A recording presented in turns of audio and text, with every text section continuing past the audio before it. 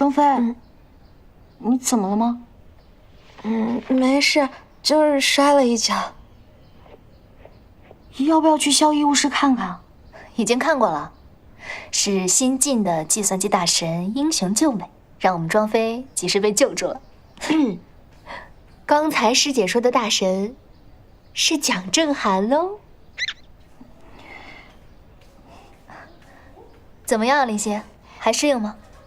啊，挺好的。师姐是要回来住了吗？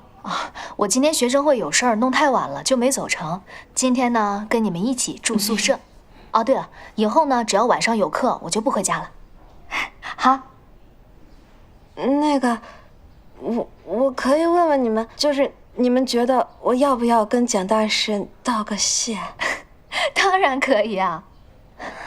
哎，对了，林夕，我听说蒋正涵好像是你们江明一中的，哎，你应该跟他认识吧？不认识。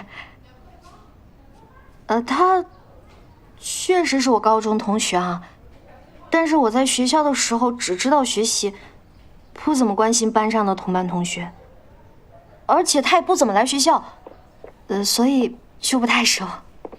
什么不太熟？吃了吗？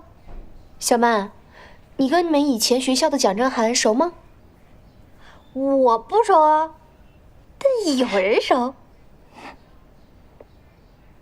怎么大家突然关心起蒋正涵来了？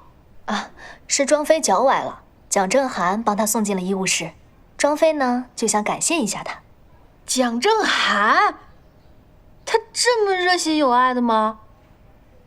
哎呦，我这位高中同学啊，自打来了京大，真是让我刮目相看呐。怎么了吗？怎么了吗？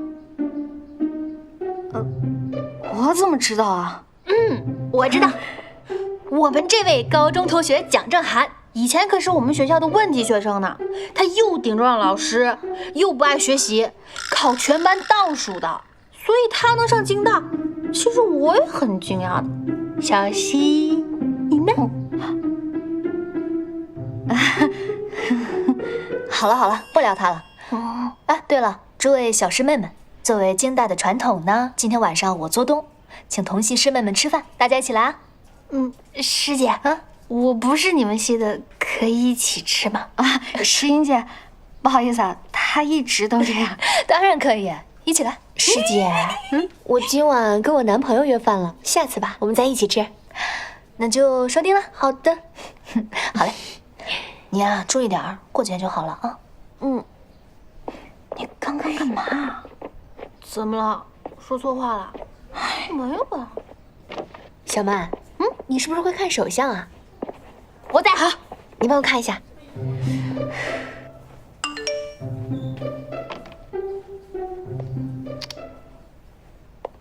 小溪，别忘了今天晚上要一起吃饭，我来接你吧。